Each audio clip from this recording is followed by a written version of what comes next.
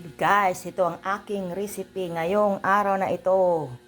Magigisa ako ng alamang. Malinis siya, nilinis ko, ninugasan ko na siya. Maraming bawang, 2 bilog na bawang, 5 sibuyas to, puti, red, sili, ayan yung baboy, at sili. Simple lang to pero masarap na naman tong pang ulam. Lalo na sa mga talbos ng kamote. Tara guys, magisa na tayo. Igisa na natin iri.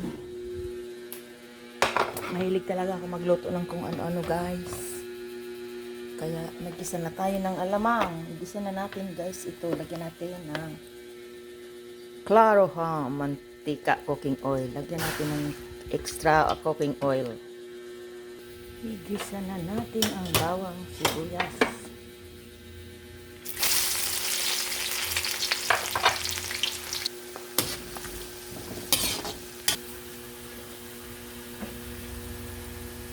Lagay na natin yung baboy.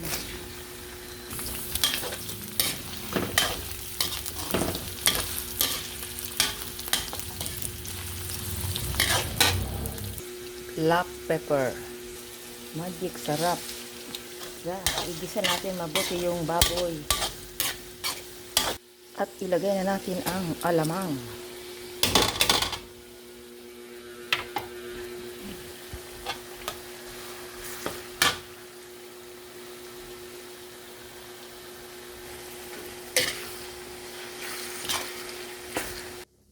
Ang sili.